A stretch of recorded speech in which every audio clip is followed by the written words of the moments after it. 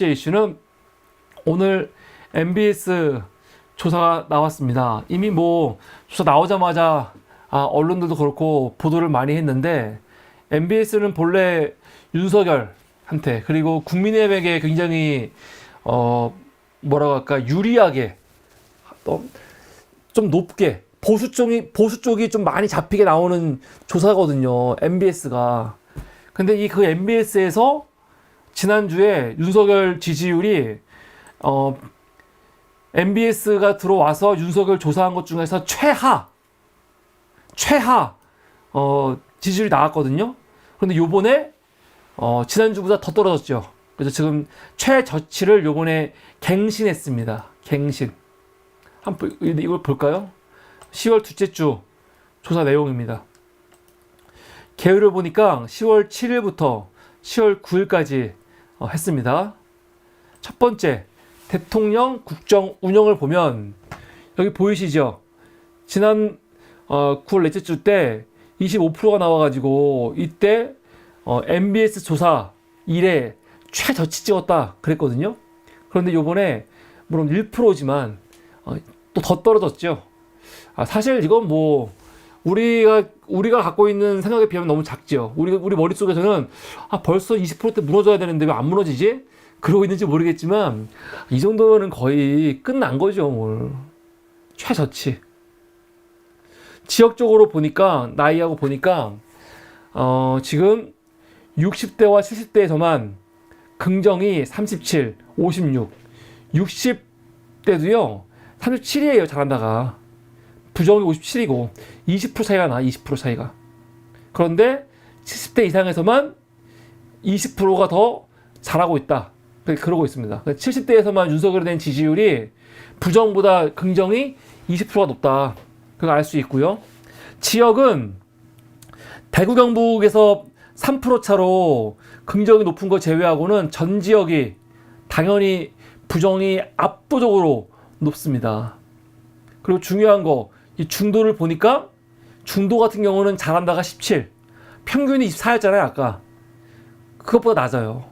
그것보다 낮습니다. 그런데 이번 조사에서 대통령 국정 운영보다 좀 더 의미 있는 게 뭐가 있냐면 국정 신뢰도예요. 신뢰도. 지난주에는 윤석열 지지율이 25였지만 국정 신뢰도는 31이었습니다. 이해가 안 되죠. 대통령에 대해서 긍정이 25였는데 지금 윤석열이 하고 있는 이 국정 운영에 대해서는 신뢰도가 30을 넘었어요. 물론 31도 엄청 낮은 거예요. 그래도 비교했을 때. 그래서 갭이 좀 크네 했는데 오늘은 26%. 윤석열 긍정 지지율과 거의 붙어 있죠. 그러니까 신뢰도가 일주일 만에 5%가 떨어진 겁니다. 5% 지난주 김대남 씨 녹취록이라든가 명태균 씨 녹취록 나오면서 진짜 이거 믿을 만한 놈들이 아니구나. 이게 중요한 거죠. 국정 지지도는 1% 떨어졌지만, 긍정 지지율은 1% 떨어졌지만 그 신뢰도가 요번에 5% 확 떨어진 거죠.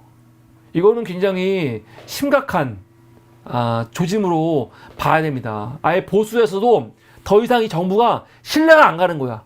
무슨 말을 해도 믿을 수가 없는 거죠. 명태균 씨 같은 경우 지가 지금까지 2번 봤다, 준석이가 소개해서 봤다 했더니 바로 준석이가 거짓말하지 마 말해버리고, 대통령실이 감당도 못하는 막 그냥 이 거짓말을 막 하잖아요. 그게 의도적이건 실수건 간에 거짓말을 하는 거야. 이거 믿을 수 있겠습니까, 이거를? 정책을 피더라도 뭐 하나 핀 다음에 욕먹으면은 아예 없었던 일로 하겠습니다, 그러고 있잖아요.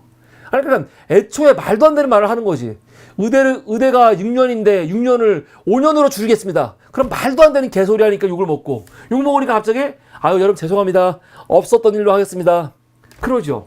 오늘 의정간에 8개월 만에 이 토론회가 있었는데 오늘 그거에 대해서 정부 측 입장이 뭐예요? 우리는 본래부터 의대에 5년을 할 마음이 없었다. 그거는 언론이 잘못 보도한 거다. 그러고 있어요, 미친 새끼들. 무슨 언론이 잘못 보도합니까? 그때 보도자료가 나갔는데 뭐 헛소리야. 그러니까 무슨 말만 하면 거짓말하고 핑계대고 변명하고, 그러니까 이렇게 국정에 대한 신뢰도가 지난주 사이에 5%로 뚝 떨어지는 거죠. 31에서 65로. 정부에 대한 신뢰도가 그 정당 지지율에도 영향을 미치는 거예요. 사실 정당 지지율에서는요, MBS에서 민주당이 국민의힘을 이긴 적이 거의 없어요. 더군다나 지금 조국 혁신당이 나오면서 사실 민주당이 국민의힘을 이길 수가 없죠. 조국 혁신당이 나오기 전에도 민주당이 국민의힘보다 앞서간 적이 거의 없어요, MBS는. 근데 놀라운 건 뭔지 아세요? 조국 혁신당이 항상 10%, 11%, 12% 가져가는데도 불구하고 민주당하고 국민의힘하고 지지율이 차이가 얼마 안 나. 2%, 3%, 4%. 많이 날 때는 11%가 나는데 그 위에 보면 그렇죠. 근데 중요한 건 뭐냐? 이번 주에 역전됐어요. 역전. 민주당이 그래도 국민의힘하고 계속 MBS에서는 3, 4%로 차이가 있었거든요. 왜냐면 조국 혁신당이 10% 이상 가져가니까. 그런데 이번 주에는 조국 혁신당이 11% 나옴에도 불구하고 민주당이 28, 국민의힘이 27 나온 겁니다. 야, 이거는 보수 측에서 봤을 때는요, 엄청 절망스러운 거죠. 조국당하고 민주당하고 합치면 몇입니까? 39예요. 39. 세부적으로 보면 참 이거는 조금 이해가 안 되는데 20대들이 국민의힘을 지지를 제일 많이 해요. 18%. 민주당이 15%. 조국 혁신당이 1%. 개혁신당이 2%. 그러니까 범보수가 20이에요, 20. 그러니까 20대들이 확실히, 물론 남자 여자 다르긴 하지만 20대들은 국민의힘 쪽으로, 보수 쪽으로 기운 게 사실입니다. 근데 이 20대들이 윤석열 엄청 싫어하거든요.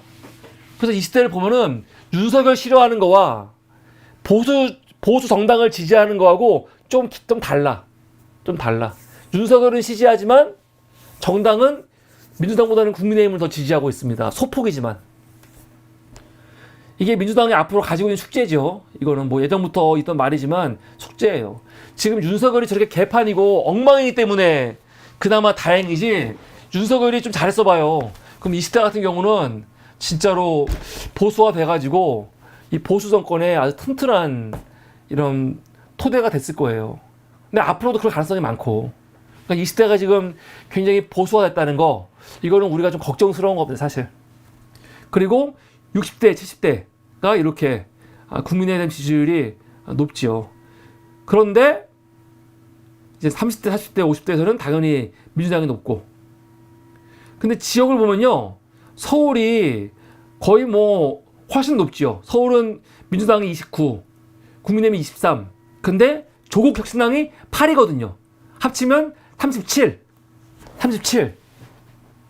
그래서 서울 같은 경우는 범진보가 압도적이지는 않지만 그래도 굉장히 유의미하게 차이가 많거든요. 그럼 이 결과가 그대로 서울시 교육감 선거로 과연 이어질 것인가? 이어져야 되는데 그건 장담할 수가 없습니다. 서울시 교육감 선거는 제가 여러 번 말씀드렸는데 한 번도 우리 힘으로 이긴 적이 없다고 했잖아요. 항상 보수가 분열돼가지고 막 3파선, 4파선 나와갖고 어부지리로 이긴 게 사실이거든요. 진짜 10년간? 솔직히 말해서. 그래서 쉽지 않을 것 같은데, 이번 같은 경우는 할만해요. 이번 같은 경우는 정근식 후보가 조전혁보다 지지율이 잘 나오고 있어요. 다만 이제 막판에 그 진보 후보도 지금 2명이 있고 보수도 2명이 있기 때문에 그 단일화가 어떻게 될 것인지, 단일화가 꼭 돼야 됩니다. 꼭 돼야 되는데 어떻게 될지 모르겠습니다. 자, 그래서 서울 같은 경우는 민주당이 높은데 이게 서울시 교육감으로 연결될지 그걸 모르겠습니다. 그런데 제가 재밌는 게 뭐냐면 그 다음 조사부터가 재밌어요. 이렇게만 보면은 지금 민주당이 지지율이 높잖아요, 국민의힘보다. 그리고 조국혁신당까지 높거든요. 그럼 우리 사회가 굉장히 진보가 됐냐? 그렇지 않아요. 우리 사회는 여전히 보수합니다. 그럼 어떻게 알 수 있냐면은, 난 이 조사 보고 놀랐는데 뭐냐면 그 양극화에 대한 사람들의 인식이거든요. 양극화. 우리나라가 빈부격차, 교육격차, 지역격차 크다는 거 사람들이 압도적으로 인정해요. 압도적으로. 예를 들어서 응답자 10명 중에 8명이 수도권과 지방 차이에 격차가 있다 라고 대답을 하고 있고요. 빈부격차, 부자와 가난한 사회 간의 격차가 너무 크다, 그거 인정하고 있고요. 디지털 활용 능력에 따른 정보 격차 크다고 보고 있거든요. 그러니까 우리나라 사람들은요, 상당수가 10명 중에 8명은 지역 간의 격차가 있고 빈부격차 있다라고 지금 마음속에 가지고 있어요. 야, 이거 너무 불공평해. 야, 너무 격차가 큰데? 가진 사람들은 너무 많고 가진 사람은 너무 많이 가지고 있고 없는 사람은 너무 없고 격차가 너무 크네? 그런 인식이 있거든요.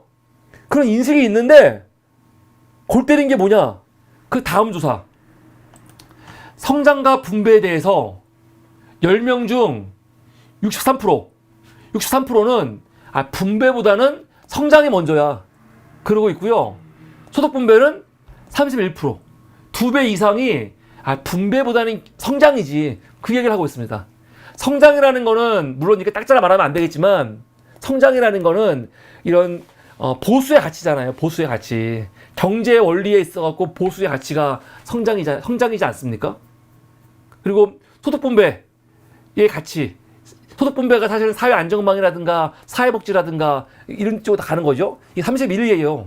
그런데 사람들이 지금 범진보를 더 많이 지지하고 있고, 그리고 머릿속에도 우리 사회가 빈부격차, 지역격차가 크다고 여기고 있음에도 불구하고 뭐라는 겁니까? 우리는 이 부를 서로 나누는 것보다는 더 성장하는 게 중요해. 아직도 그런 의식이 팽배한 거죠. 근데 그거는 옛날부터 그랬어. 뭐 어제 오늘의 얘기가 아닙니다. 항상 그랬어. 항상 성장이 중요하다고 여기고 있습니다. 항상. 근데 재밌는 건 뭐냐면 세부적으로 보잖아요.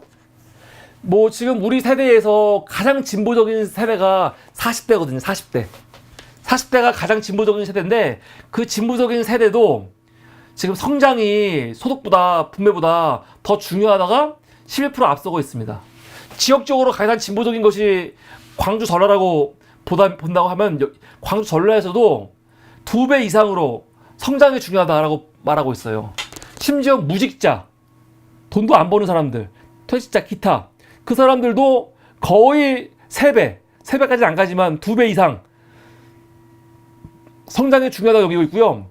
경제적으로도 가장 가난한 사람들, 가장 하위층인 사람들도 분배보다 성장이 중요하다 그러고 있어요. 이거 웃기죠? 아니, 가장 가난하고 어려운 사람들은 성장이 아니고 지금 분배를 좀 더 요구해야 될 것 같은데, 우리나라 같은 경우는 가장 가난한 사람들도 무슨 분배야, 성장이 중요하지, 그거 안 하고 있습니다.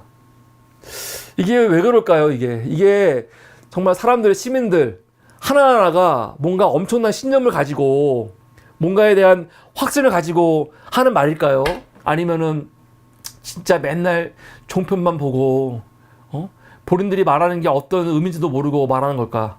제가 참 궁금해요, 진짜. 왜냐면은 아까 말씀드렸지만 사람들이 지역 간의 격차, 빈부격차 느끼는 거는 내가 진짜 피부로 느끼는 거거든요. 내가 봤을 때 당신이 느낄 때는 그 잘 사는 사람과 못 사는 사람 간의 격차가 어때요? 엄청 크죠. 불공평하죠. 불공평한 말을 쓰지 않았지만 이 느낌이 있단 말이야.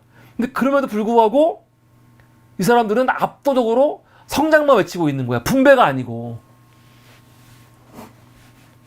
그리고 금투세. 지금 금투세와 관련해서 민주당도 논란이 있는데, 금투세에 대해서 폐지해야 한다가 29%, 유예가 27%, 시행이 23입니다. 사실 폐지와 유예가 합치면요, 몇입니까? 56이에요. 저같이 시행하자는 입장이 소수야. 얼마 안 돼. 아니, 민주당에 대한 지지율이 이렇게 압도적으로 높고 지금 그런 분위기인데, 더군다나 무슨 소득분배, 빈부격차 크다, 이거에 대한 인식도 10명이 8명이 동의하는데, 금투세 세금 내는 문제에 대해서 이거 하면 안 돼, 혹은 잠깐 유예해야 돼, 그게 56%나 된다고요. 이게 좀 이해가 안 되죠. 저 그래서 이게 참 미스테리예요. 미스테리. 사람들이 뭐라고 할까? 너무 본인들 우리 국민들은 너무 이타적이야. 이타적. 난 좀 이기적이었으면 좋겠어. 이기적이었으면 좋겠어. 사람들이 투표를 할 때 이제 표현이 조금 뭐라고 할까? 낡았긴 했지만 이 계급 투표를 해야 돼. 계급 투표를. 냉정하게 자신이 처해 있는 현실이 어딘지 알고 자기들한테 유리한 투표를 좀 했으면 좋겠어요. 가난하고 삶이 어려운 사람들이 저 보수 정권을 왜 지지합니까? 근데 우리는 그러고 있거든요. 가난하고 돈도 없는 사람들이 부자들 새거 감세해 주는 거, 감세해 주라고 막 그러고 있고, 금투세 걷지 말라고 막 그러고 있고 막 그래.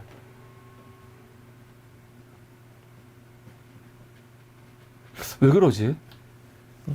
근데 이게 꼭 우리나라만의 현상은 아니고 전 세계에서 일어나는 현상이기 때문에 이게 이상해요. 이상해. 제가 이거 뭐 옛날부터 이상하다고 여겼지만 오늘 조사를 보면서도 야 정말 이상하다 그런 생각이 들었습니다. 그리고 오늘 조사 나온 것 중에 또 하나 중요한 조사죠. 이게 사실 되게 중요하죠. 대통령의 거부 3법. 요번에 스타일먼 특검, 김건희 특검, 지역화폐법 세 개 거부했잖아요. 거부한 거에 대해서 거부한 건 잘못한 거다가 60%예요. 60%. 60%. 잘한 것이다 22%. 거의 몇 배입니까? 거의 3배예요. 거의 3배. 한 2.7배? 이 정도 높다는 거는요. 보수, 진보, 중도 할 거 없이 김건희 특검, 최상만 특검은 지역화폐법은 모르겠어. 근데 최소한 특검은 통과됐어야 된다는 게 압도적인 거죠. 압도적인 거. 이런 조사를 보면요. 민주당이 이거를 잘 봐야 돼요. 무슨 말입니까? 이제 그만할까? 그거 아니고 최상만 특검이나 김건희 특검 계속 밀어붙여야 됩니다. 이거는 계속 밀어붙여야 되는 거예요. 국민들이 동의하고 있는 거거든요. 계속 끝없이 밀어붙여야 되는 거고 그걸 윤석열이 계속 거부할수록 저것들은 뭐 국민들 눈밖에 나는 거죠. 지금 뭐 이 법에 대해서 거부한 거 잘한 거다. 잘한 거다가 잘못한 것보다 높은 거는 70대밖에 없어요. 11%. 근데 60대도 무려 21%가 잘못한 것이다가 높아요. 지역으로는 지금 대구 경북 포함해가지고 모든 지역이 잘못한 것이다가 더 높습니다. 그럼 이거 보면 알겠지만 최상만 특검과 김건희 특검은 지금 아마 윤석열 정권으로서도 아마 골치가 아플 겁니다. 근데 이거는 민주당이 중간에 이제 그만할까가 아니라 끝없이 계속 밀어붙여도 되는 이슈입니다. 왜? 국민들이 동의하고 있는 이슈예요. 민주당이 이거를 끝까지 파고 들어야 된다. 관철해야 된다.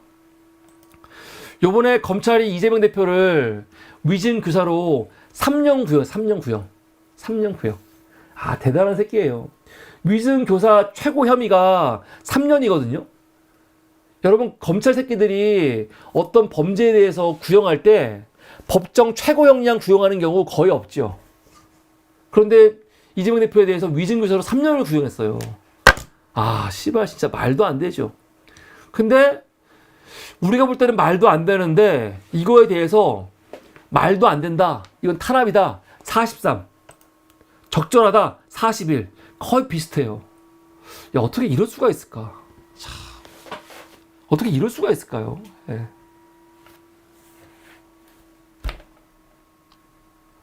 이해가 안 되죠. 근데 보면은 20대 같은 경우가 41%. 20대 같은 경우가 이재명 대표 3년 구형한 게 잘한 거라고 정치적 탄압보다 14%가 높아. 그러니까 20대 같은 경우는요 확실히 보수화가 됐다고 보면 돼요. 윤석열이 싫을 뿐이야. 굉장히 보수화가 된 건 맞습니다. 그래서 민주당이 20대 남성들에 대해서 어떻게 마음을 얻을지에 대해서 고민이 필요하고 30대도 3%가 높아요. 적합한 구형이다라고. 60대하고 90대 높고 지역으로는 적합한 구형이다. 대구 경북과 부산이 높습니다. 그래서 참 오늘 조사를 보면서 여러 가지 좀 생각해보고 한번 이렇게 뭐 분석해볼 만한 그런 내용들이 여러 가지가 있었다. 그런 말씀을 드립니다. 그래서 오늘 MBS 조사에서 윤석열 역대 최저치 지지율이 또 나왔다. 그러니까 윤석열이 지금 동남아 순례 중에 한동훈한테 한번 만나자 그러고 있는 거죠. 아, 웃겨 죽겠어요. 불과 15일 전에만 하더라도 한동훈이 만나주세요 하는데 밥도 안 먹고 왕따 시키고 그러지 않았습니까? 근데 지금 2주 만에 완전 바뀌었어요, 지금. 오히려 대통령실이 한동훈한테 독대 좀 할까? 지금 그러고 있잖아요. 보름 만에. 그러니까 지금 김대남 효과, 명태균 효과가 지금 나타나고 있는 거죠. 아마 한동훈은 지금 온갖 오만방자 기고만장할 텐데 기고만장할 일이 아니에요, 지금. 응? 아니에요. 네, 그래서 오늘 MBS 여론조사 결과가 오늘 첫 번째 이슈였습니다.